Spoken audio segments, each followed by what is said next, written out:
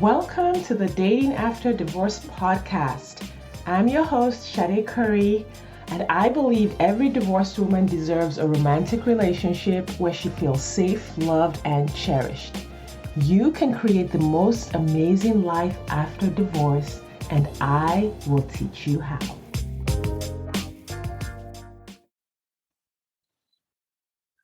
Hello, everyone. Welcome back to the Dating After Divorce podcast. As part of the remarriage series, I have another special guest here on Zoom with me today. I'd like to introduce you to Chenoa Murphy. Chenoa and I go a little ways back before my coaching days, really. So like early in my, I think divorce days, I think it was like right smack in the middle of my divorce when we met. We were both homeschoolers at the time, and we've become really good friends. Chenoa has also been a client for a period of time. So like we have just really crossed paths, and I love her to death. You're really going to enjoy her story. She is an open book, very vulnerable and very open. Chenoa is a musician, and she's also a musician educator. She's going to tell you a little bit more about who she is and what she does. Chenoa, welcome to the podcast. Well, thank you so much, Sade. It's good to be here, and like you just said, we do go back a ways, and it's just awesome to see your growth and um, where you are now. So I'm thrilled to be with you in this capacity. I'm Chenoa Murphy. I am a musician. I play the violin, and I'm also an educator. I currently teach online classes about Black classical composers and musicians, as well as diversity workshops to different music organizations such as the Suzuki organizations across the country and abroad. So it's good to be here. Thank you for having me. Thank you. Welcome, welcome. And you mentioned that you teach the Suzuki method. And I remember our failed attempt to get my son Yep. to play the But it's difficult to teach online, especially beginners. There really needs to be a hands-on approach, with beginners. So I don't think that it was it, is what it Chenoa. is. My kid. It's all right. Yeah, he gave it a good try though. Yeah. Awesome. Well, I love that you are in my life and you've been in my life in so many capacities. But today we're here to talk about the fact that you are newly remarried. Yes. Like, how long have you been remarried now? A year? No, not even a year. Victor and I got married March 24th, 2021. Oh my gosh. Well, Yeah, congratulations. Like I thought thank you. Kent and I were newlyweds because we're going Uh-huh. on 3 years now, but Uh-huh. now you've taken over the baton. And Yep. I love your story. I know your divorce story, your childhood story. You really are the poster child for childhood trauma. A lot of divorces are fueled by religious thinking that has come Mm, into kind of like, relationships being fueled by like weird ideas around relationships. And I know that impacted you in your first marriage. And yeah. so, I Really mean, so. I want us to take our time a little bit here to kind of tell your story, a little bit about Sure. your childhood and your religious background, how that impacted your first marriage and your divorce. So I'll just let you take the floor and tell all the ladies what happened.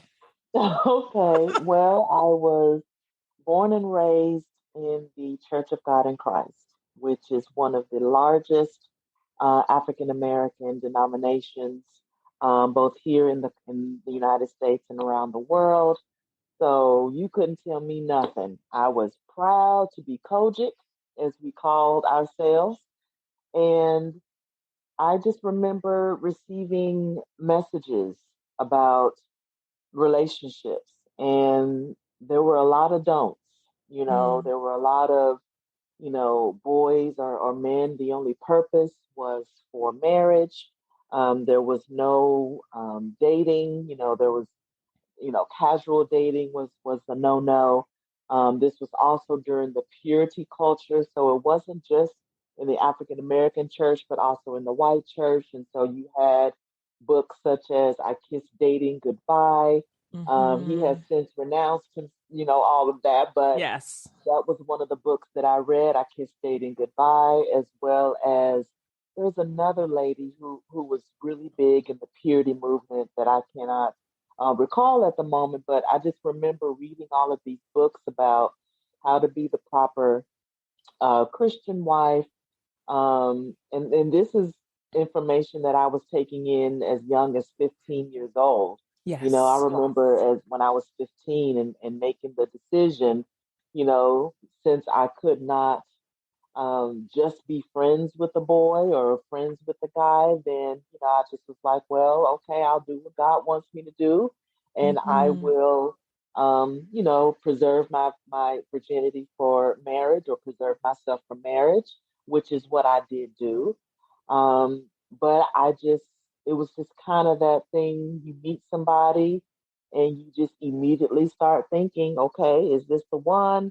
Because I didn't want to get my heart involved unless I felt like Mm-hmm. God was telling me this was the person. And that was another thing that I was taught is that God tells you or shows you who the person is. He tells you who to marry. And so that's what I believed at the time. Then on top of that, in terms of my childhood, in terms of abuse, I would say that the heaviest or the areas were emotional, mental, and verbal abuse. And I know a lot of people um, don't place a lot of emphasis on those particular areas. There tends to be, I don't know if it's necessarily more emphasis, but there's the notion that abuse isn't abuse unless it's sexual or unless it's physical, unless it's Mm-hmm. something that you can physically see a bruise, But for me, emotional, mental, and verbal abuse was just as devastating for me, just as I just recall leaving at age 18 for college, just very Mm. broken, self-esteem just shattered, very low self-worth. My spirit, was broken. And so, yeah, marriage was just the thing that I wanted to accomplish, and I wanted to do it God's way or what I thought was God's way.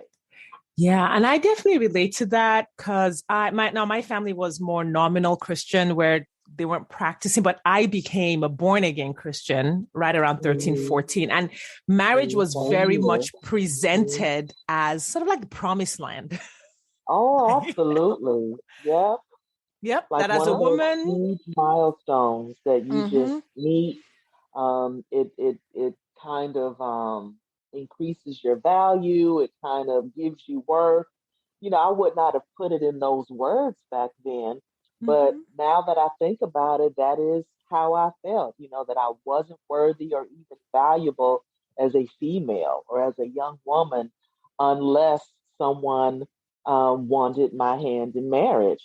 Yeah, yeah. And then after that, then living up to the Proverbs 31 woman standard, Oh, yeah. which Hmm. it's interesting that the actual application of the Proverbs 31 woman is, and it's like a layer of interpretation on what Proverbs 31 actually says.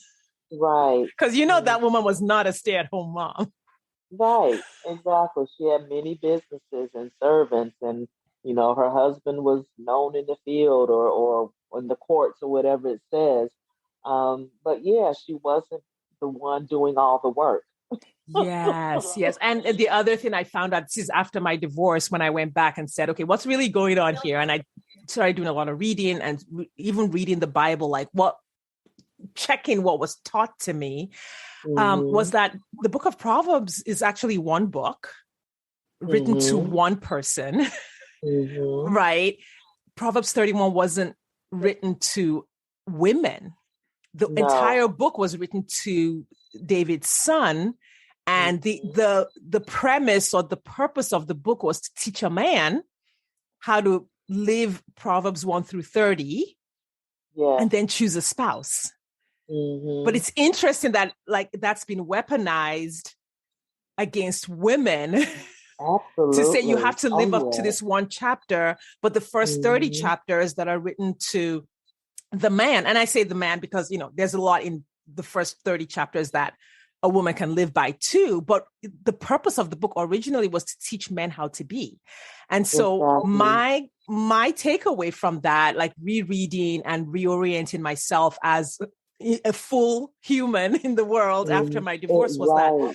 wait a second. If I am trying to live at the highest standard, then I need to be looking at the man that I'm dating and saying, hey, are you living Proverbs 1 through 30? Do you look like a Mm. Proverbs 1 through 30 man? Which I had been in the church 30 years and never heard that said, never heard that addressed, that, hey, you don't get a Proverbs 31 woman unless you're a Proverbs 1 through 30 man. So I Wow. definitely, Yeah. a lot of what you're talking about, I really had to sit with after my own divorce as well. Mhm. So do you think all of that, like kind of where you were at that point with just having so much anxiety around, can I pick the right person? The low self-esteem, did that impact who you then chose as your husband the first time? I believe so. And I just remembered the woman's name. Her name was Elizabeth Elliot. She wrote a lot of books Oh, on purity and all that. So anyway, I just wanted it's to interesting that you interject mentioned that. Elizabeth Elliot. I know what she's written about purity, but I also use her as an example of a woman who's like, listen, I'm gonna have me a husband. And every Yes, time one of our husbands died, she found another one. And I she tell sure my Christian did. ladies, listen, if Elizabeth Elliot could find a husband anytime she wanted one, you Yep, can find one. I promise you can find exactly. one. Exactly. Yeah. Yeah. But to answer your question, I do believe that my choice in my first husband um, had a lot to do with how I was feeling about myself.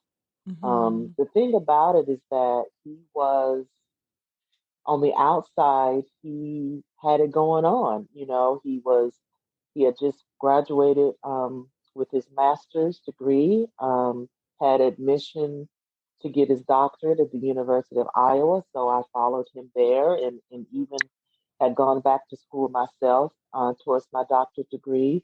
So he was very ambitious, was a Christian, handsome, kind of a go-getter, so he kind of checked off the things that I thought was appealing or appropriate, or, he was honorable to my parents, the whole nine. But it wasn't until after, um, we said the I do's that the emotional and mental stuff, kind of came to the top. And he was very, what I know now to be narcissistic. And it was just Mm-hmm. basically, um, just all about him. And then on top of that, there were cultural differences.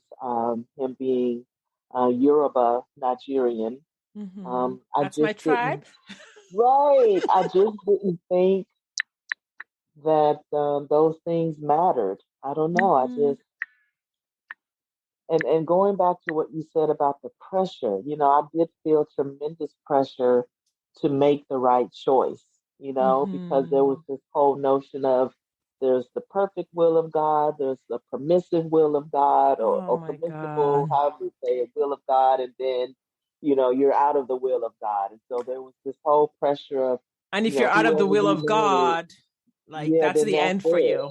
Exactly, that's it. Your whole destiny or life's purpose is just off track, Mm-hmm. and even though there were stories of or at least testimonies of people saying, God can redirect you and put you back, it was just all about. And then if you come from a home that emphasized perfection, knowingly or unknowingly, it just was a recipe for disaster. I just really felt like Mm-hmm. I had to choose the perfect person, and And I then I know leaned so. that's what Mhm. when we worked together, you had a lot of anxiety Yes, that had sort of the aftermath of that after your divorce, just because of all the yes, perfectionistic thinking. Do you want to talk a little bit yes. about that? Well, I realized that, I remember when I first met my children's father, my first husband, and experiencing symptoms that I thought mimicked having a heart attack. Mm. There was a lot of pressure in my chest, a lot of strain and stress down my left arm. And I remember thinking, like, oh my God, am I having a heart attack? And now I realize that it was anxiety. And then there was the intrusive thoughts in the loop thinking, is he the person? Is he the person? Not trusting myself, not finding anything wrong. But because I didn't find anything wrong, there could be something wrong because I was also taught that he can show up as gosh, not a fake, but what's the word?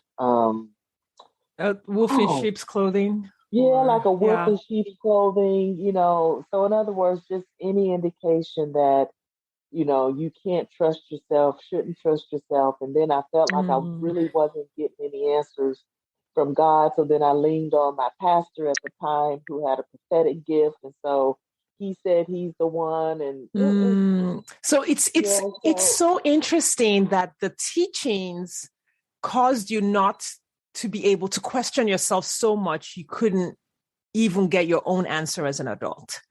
And exactly. so then basically somebody else had to choose, which happens a Oh, lot. absolutely. Oh yeah. It was all about making sure that you run things by your pastor or whoever your spiritual authority figure is, at the time. And so, you're told all the time just throughout church that you shouldn't trust yourself. Don't trust anything, in your flesh. And Mm-hmm. And that yeah, really infantilizes people. It's yes, almost like you're an absolutely. adult, but you can't function as an adult. You need this other Right. person to tell you what to literally tell you who to marry. Absolutely. Tell you what to do, or at least guide you along the way. And like I said, I talked to my pastor about him and he gave me the okay. So I figured it was Mm-hmm. okay, especially since he called himself a prophet and had a prophetic gift, um, It would which, be interesting to go back to the pastors who all gave, these oh, marriages he's a not check even, mark. the last time he and I talked, he's not even married to his own wife Oh, anymore. And that just made me so mad. But anyway, yeah. that's a And whole and nother it is a story. message that I think is important. A lot of women after divorce are like, I don't even know who I am anymore. And this is why. It's Yeah. because for a lot of that period, sometimes as a young person, sometimes during the marriage, you weren't operating in who you were. You Is weren't that practicing right? and solidifying your own personal identity, your own likes, dislikes, wants, all of those things. And Exactly. that's why Because you none don't of know who those you are things after. mattered. Yeah, Yeah. because none of those things mattered. It was only what God wanted for you. Only what Yeah. He, and anything that was appealing to you as a woman had to be wrong because God doesn't want you to Yeah. do anything in the flesh. It's only in the spirit. you know. Yes. Um. All So right. So yeah, how I did you do it realized. different the Oh, second time? So now we have a snapshot of like what happened the first time. We know that didn't work. right, right, And so the right. second time around, Excuse me. how did you meet Victor?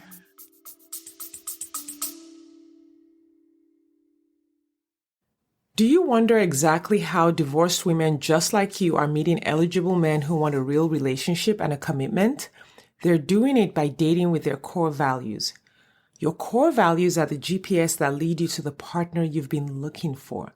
When you use your core values on dating apps, text messages, and at social events, you will easily connect with your true match partner without chasing, settling, or wasting time with non-committal men. I have taught exactly how to do this in the 2-hour Core Values Dating Blueprint course available on my website, shadecurry.com/dating. That's SADECURRY.com/dating. You will learn exactly how to identify your core values and use them on your dating profile, how to ask the right questions via text, and how to tell the right stories on dates so that you attract the right people and repel those who aren't right for you. If you're ready to meet your true match, hop over to shadecurry.com/dating or click the link in the show notes. Now back to the episode. We met on Facebook. We were Facebook friends, and we would communicate here and there through direct message. Nothing heavy, nothing serious, but just And he was a you musician know, too. Like, was that kind of yes, the original connection? yes, he's a musician, and so he would send me clips of his music. Um, and so, like I said, just no big deal. Plus, he um, is Scottish, so he has white skin. So I really wasn't, paying that much. Oh, well, I think you need to elaborate what was happening with you at that time concerning the like race, how you thought about race. Well, It, I would just say, you know, white men just did not appeal to me. Just was not my preference. right. I didn't necessarily have anything against them, just Mm-hmm. not my But you preference. figured your next person was going to be black too, like just assumed. Yeah, I did definitely. Yeah. Yeah, that never crossed my mind that he wouldn't be. You know. Yeah. Um, but let's see, Victor. So we just started talking, and he was going through something, kind of serious in his life and needed my advice or wanted my wisdom on it. And I remember thinking, "Uh-oh, this is where people, catch feelings and all of that, So I made sure that my walls were up and that I was, level-headed and sober, But then he started saying things or talking to me about things that were just really hitting my heart and just really Mm-hmm. resonating with me. And I began to realize that we had more in common than I, assumed just based on his outward, appearance. Now, mind you, he's Mm-hmm. very handsome. I think he's very handsome. But like I said, just the cultural differences and skin differences, Mm-hmm. um, I was just ready to overlook. But the more we talked and the more um, yeah, just the more we talked, I just remember thinking, oh no, I'm actually I'm actually falling for this I really guy. like this guy. Yeah, like he really is somebody, that I could see myself with, you know. And then I just began to see, I had another thing from my up spiritual or Christian upbringing was signs. Mm. Asking God for signs or asking God for confirmation. And so this time around, I just said that I was going to use my own brain and common sense and really invest in self care and whatnot. So fast forward to having met Victor and feeling myself falling for him, I just began to see all of these signs. I mean, it was Mm-hmm. ridiculous, how I would, he's from Scotland. And so I would hear bagpipes, or I would see a man literally like walking down the street in a kilt. Or, I remember going to, I was taking my daughter because she's a visual artist, and taking her to the museum, and these kids have written essays about when their families, sorry, where their families came from before they moved here to Springfield, Illinois, which is where I live.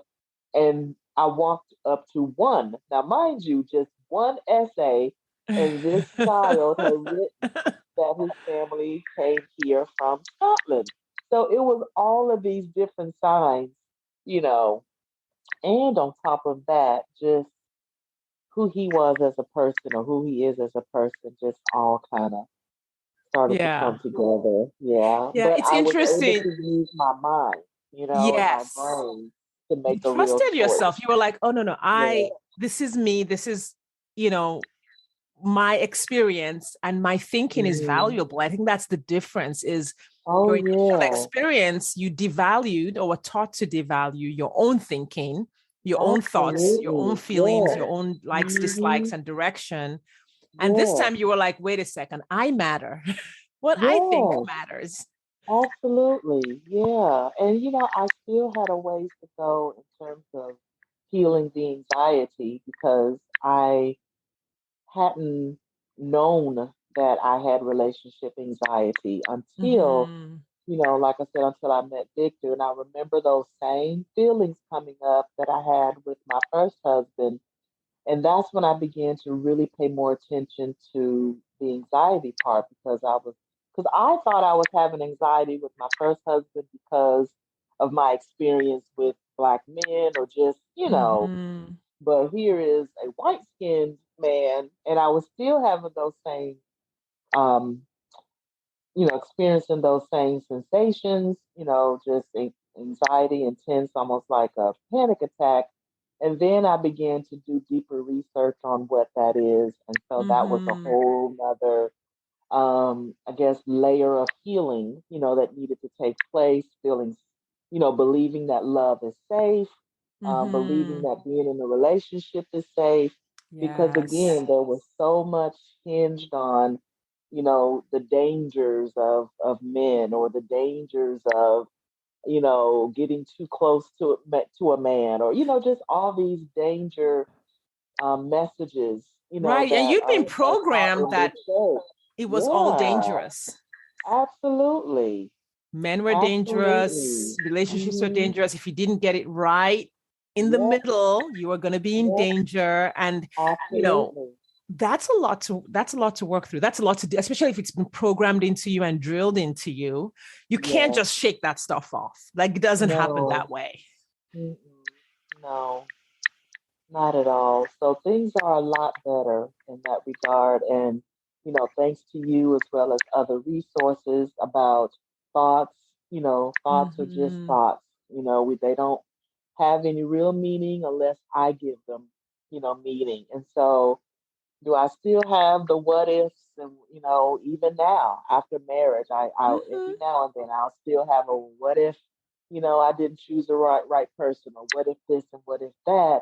I just kind of let them Just let them float slide, by. Yeah, let them slide. And then I notice that they have less and less power and they come up less and less.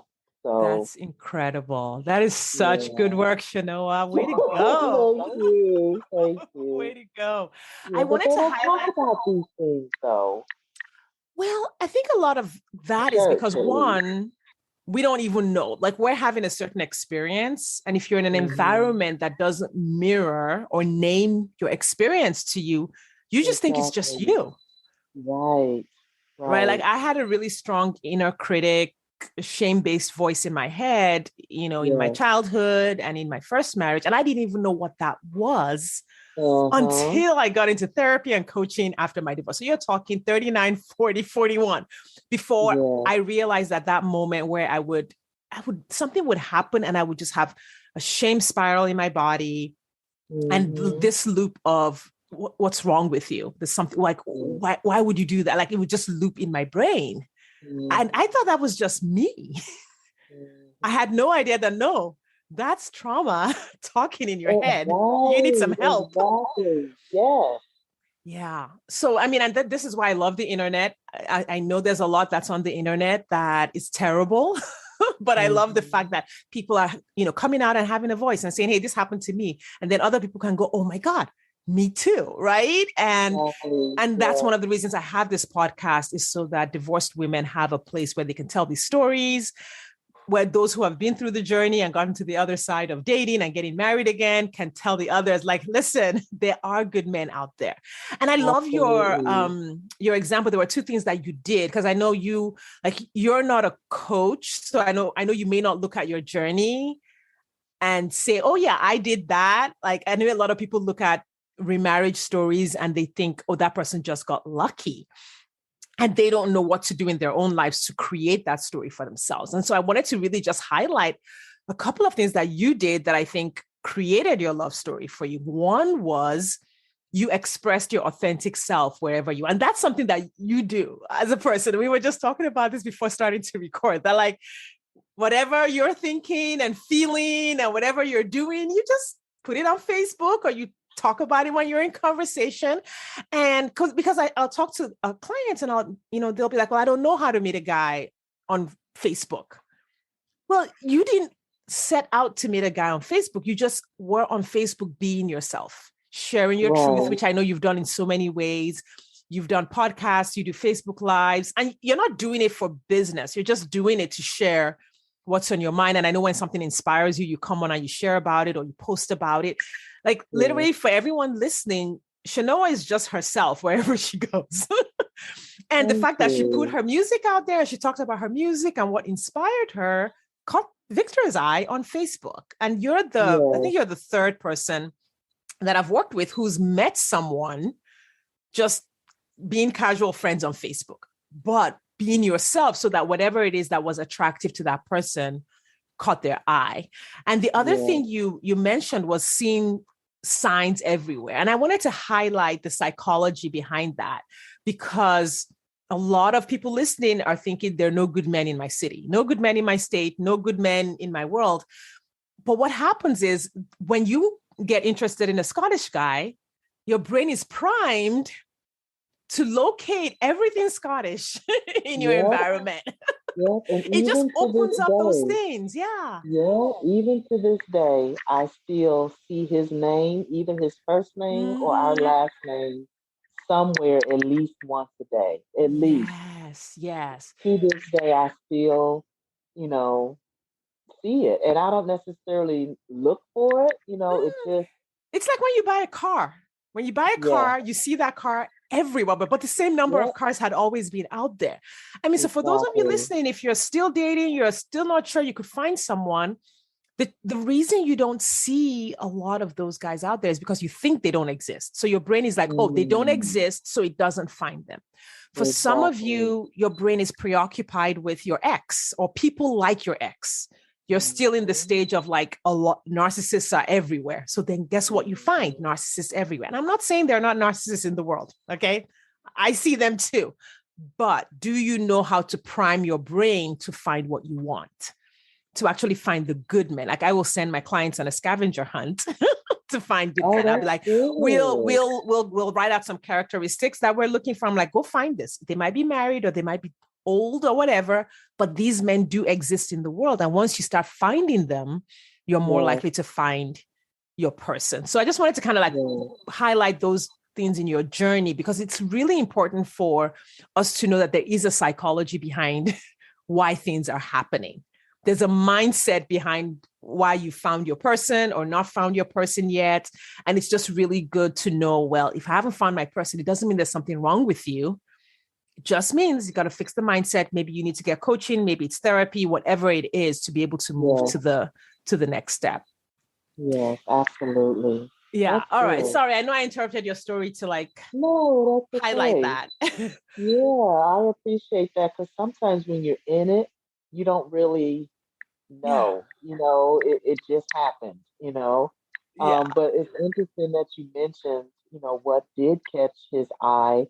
And just like you said, I was in a journey where this was around a lot of just, shooting deaths and things were happening to unarmed, Black men, young men. And so I would just talk about it, on Mm-hmm. Facebook.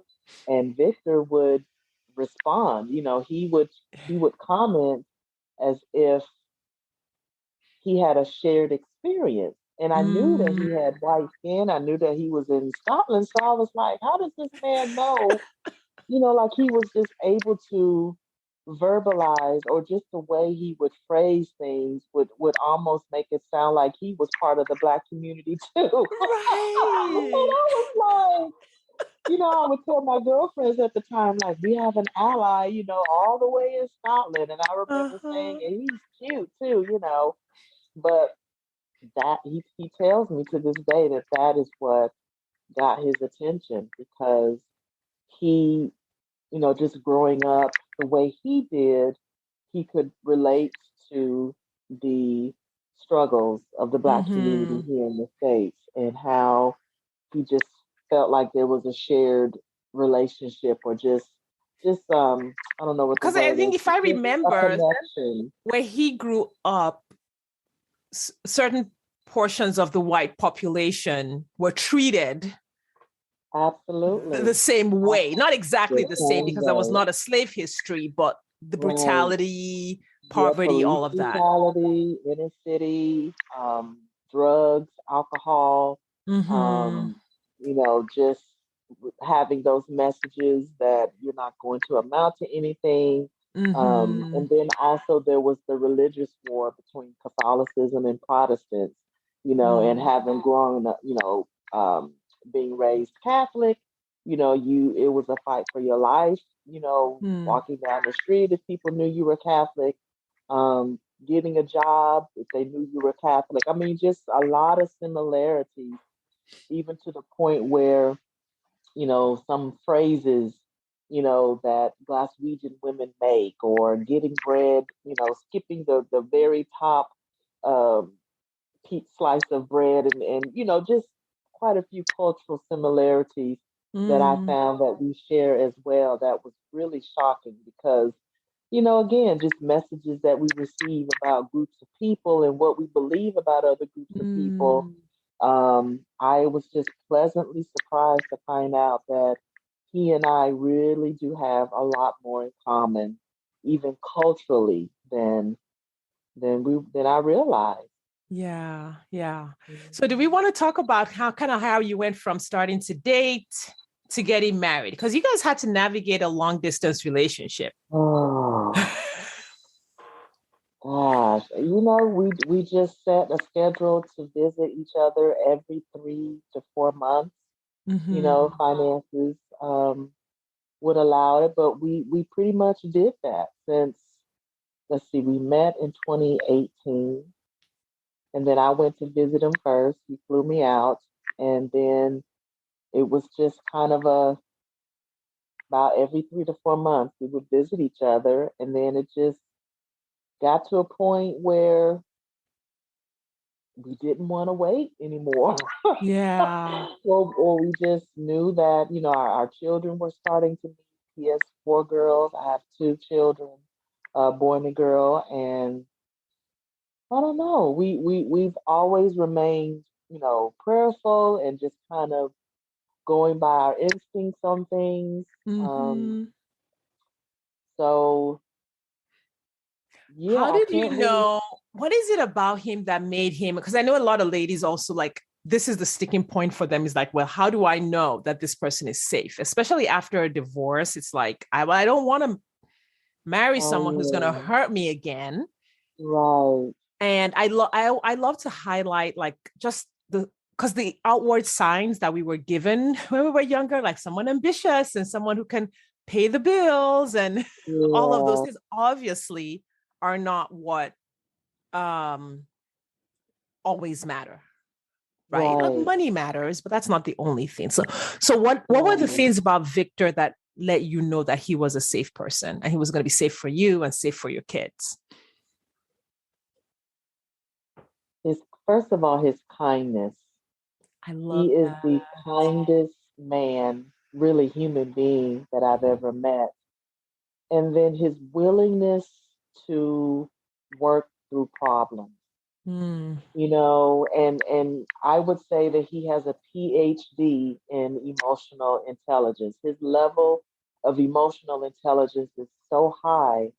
And like I said, nothing puts him off or nothing scares him in terms of problems or mm, issues, or and it's like he knows what to say, he knows what to do.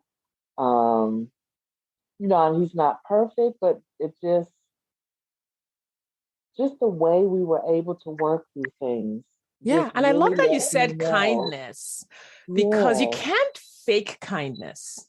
You can exactly. fake generosity, and a lot of narcissists will. They'll spend like big money, but you cannot fake Hmm. empathizing with what a person is going through, Exactly. and That. just really going out of your way to be there for the person in a way that makes Yeah. a difference. Exactly. That Yeah. right there. Yeah. And So then good. also just how I felt when I would be around him. Mm-hmm. There would just be this peace, or just this calm, Mm. that I would just experience each and every time that I was around him.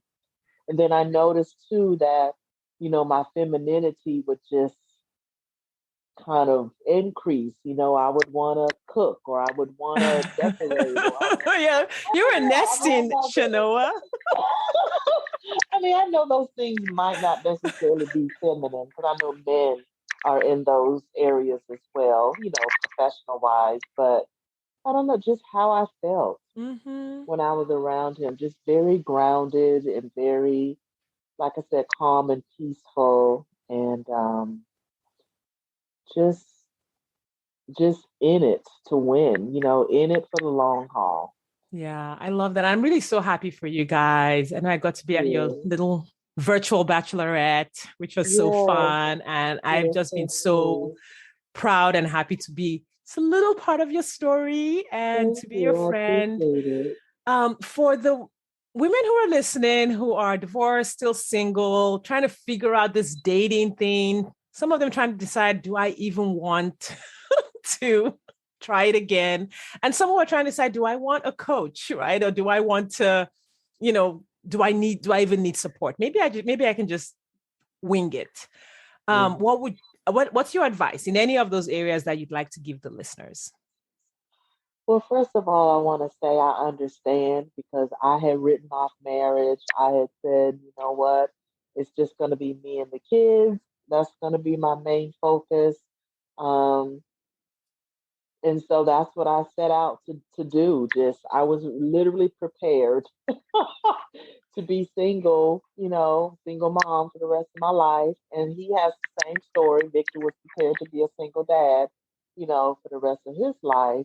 But I just I just decided to give him a chance, and to, I had done my own work in terms of, inner work and whatnot. I had And gone to you did quite a therapy. bit of work. I want to I highlight that. Even did. before you worked Thank with me, you. you had already worked with a Yes, couple of coaches, you'd taken yes. I had gone to courses, gone to therapy. therapy. Like I was the Yeah, tail end of this story here. yeah. But what I liked about you and working with you is I learned on a deeper level about thoughts and thinking. And I think one of the biggest takeaways that I received from you, Sade, is um, the fact that I can change my beliefs at any point. Because beliefs can be changed. It's okay for me to Mm-hmm. change my mind. So for ladies out there, if you believe there are no, good men out there, you can change that belief and decide that there are good men out there. Um, Yes. so yeah, I because love that. especially in the church, and I don't know if it's just because of its spiritual beliefs, but they just kind of make it sound like once you believe something, you should just hold on to that belief, for dear life, and live by it and die by it Whether and it's swear working or by not. it, whether it's working or not. Exactly. But if, you know, I would just suggest that you be, real with yourself, be honest with yourself. Because a lot of times, especially with Black women, I have found that we use a lot of these. There are no good men. I can do bad all by myself. Or I'm just better left alone. 9 times Mm, out of 10, I have found them to be ways to cope, or ways to, um, as a defense mechanism to just not be disappointed again, mm, which I get, which I understand. But if you really want a man, own up to it and make it um important to you, just as if you were looking for a job, or going back to school, or going mm-hmm. to, get an apartment or a house, whatever. We place a lot of importance on those things. We read the books, we, do the research, we do all of these things, for so many other areas of our life. But it seems like with relationships, we're just supposed to know what to do. And it's one of Mm, the most important, relationships, or one of the most important things, in our society. Is what builds a society is relationships and marriage and yeah. children. Um, So make sure that if you are saying you don't want someone, that that's really the truth, and if Mm, it is the truth and you have peace with it, God bless you, sister. But like I said, I think it's a lot of women out there who are saying that and they're lying to themselves because of disappointment. And yeah. if that's the Yeah. case, hire a coach. If you need someone to help you work through those layers, you know, there's no harm in that. There's just no harm in a woman wanting to be in a healthy, loving relationship with a man. It's just no shame in that. 100%. Yeah. And Yeah. like you said, if you are afraid of being disappointed and then you don't go for it, you're just disappointing Mhm. yourself earlier. Like, I'm just going to be disappointed now Exactly. instead of Exactly. trying and maybe being disappointed later, or maybe actually getting what I want. But that's such great Exactly. advice, Chenoa. That was so, so Thank you. good. Thank you. I really appreciate you coming on the podcast and sharing your story. I know it's Absolutely. very vulnerable. Opening, I was like, I'm gonna go all the way to her childhood for this one. So I Yes, appreciate you being willing to talk absolutely. about all of that. And I know many of the listeners are gonna resonate with your story, are gonna want to know where they can follow you, participate in your music education programs, your diversity programs. Please let us know where we can find you online. If you could spell out maybe your social media handle or your website so that if someone's Absolutely. driving, they can look you up later. Sure. On Facebook, I'm simply Chenoa Murphy, Chenoa. And on Instagram, I am at Black Classical Musicians and the number two. So Black Classical Musicians too. Wonderful. And we're going to link all of her social media handles and her website in the show notes. Please support this amazing work that she's doing with Thank educating the you. world about Black classical musicians. And it is Exactly. And so composers. Yeah. weird that that sounds like, oh, really? Are there? But in Right. our history, you actually teach the history Yes. of Black music, classical musicians. And it goes Absolutely. way, way, way back, In further the than people. 1700s, the Yeah. 1500s, I found a black royal trumpeter who was a musician in King Henry the ninth, one of those numbers, but that's the 1500s. Yeah. Well, thank you so much Yeah. for doing that work. It's powerful work, so Thank needed in the you. world. Thank you Yes, for sharing thank your you. story. Thank Everyone you. listening, I appreciate you taking the time to hear Chenoa's story. I hope it was a blessing to you as she's a blessing to me. Thank you for your time and attention, and I will see you next time.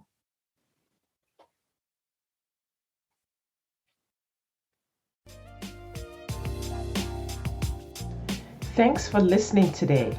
If you are ready to get married after divorce, I want to invite you to download my free 8-video training specifically designed to help divorced women date with ease and get married again.